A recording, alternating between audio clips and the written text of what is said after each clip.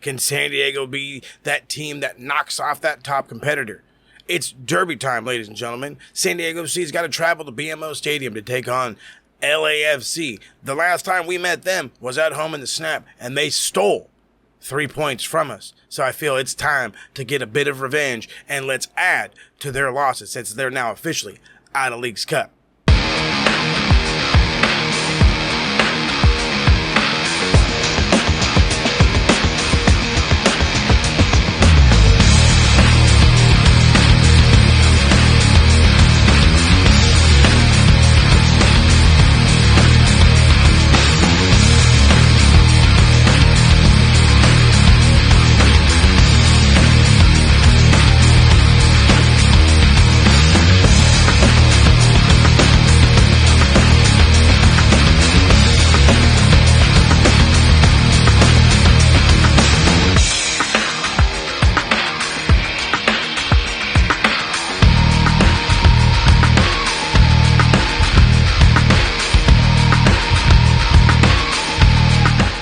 So it's derby time, as I said, a derby, good old-fashioned derby. It's a rivalry, a true rivalry, SoCal rivalry to its fullest.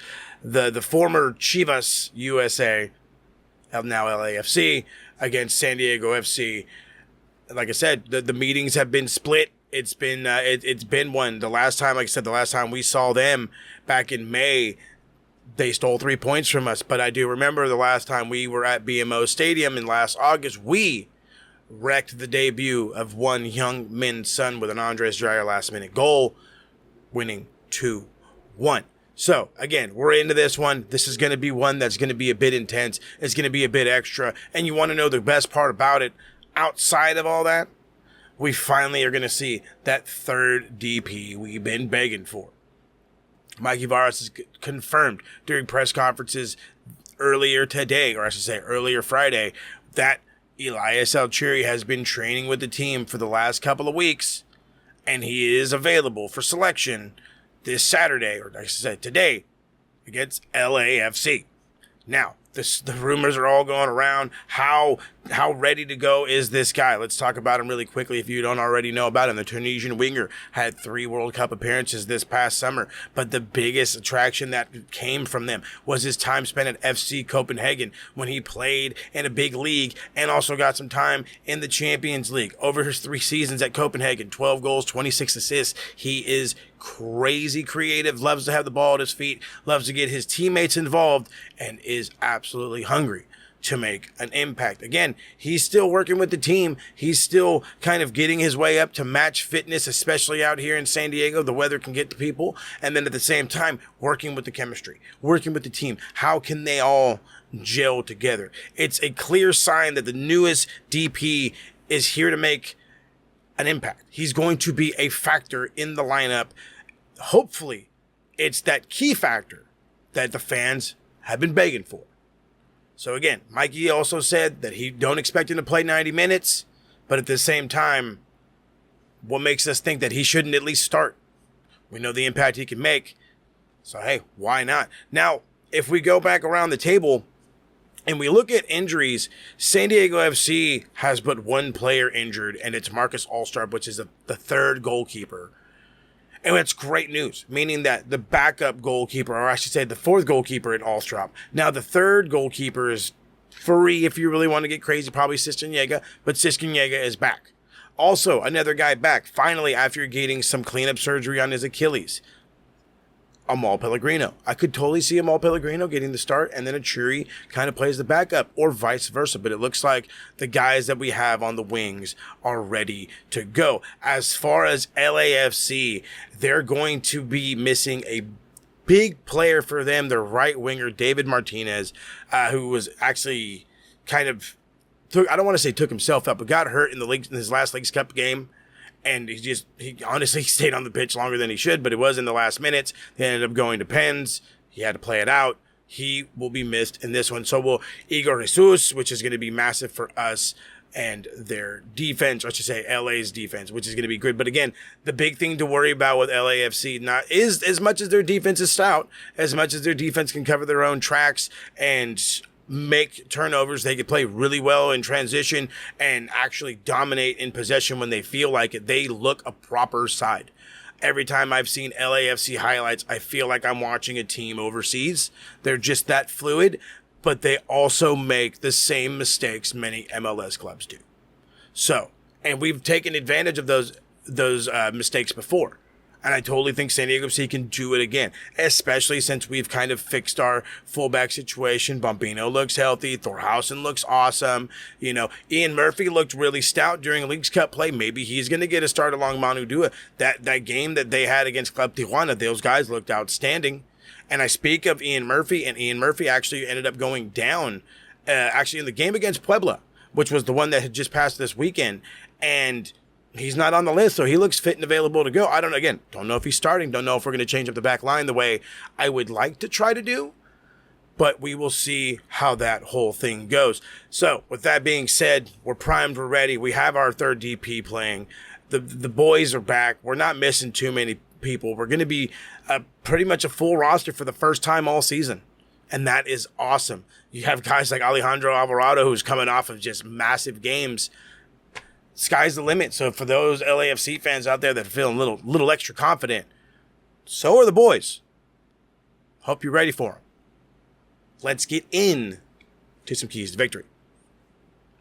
Number one, and this is something that it worked. It worked a bit in the game against Puebla. Not against Puebla, against Tijuana. And it's something that I, honest to God, get a little frustrated with more than I think I accept it.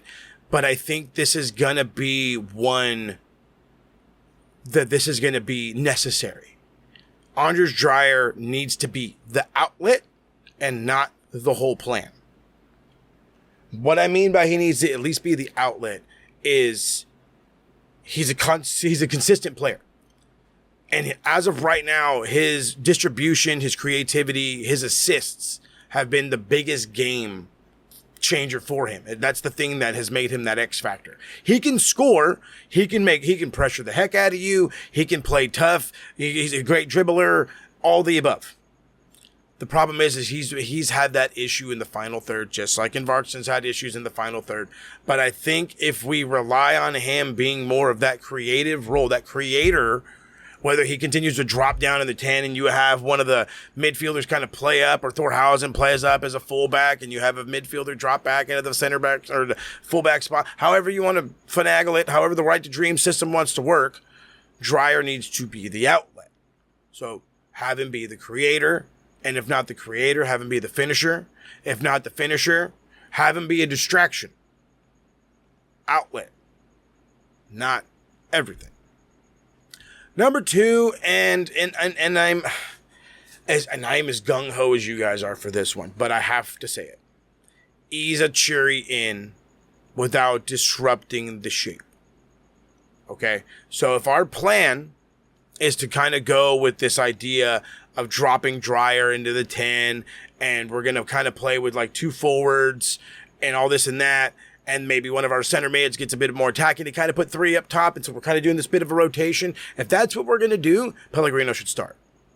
Or even Zamble. Zamble's looked really good. Maiton's been looking good in the last few minutes as well.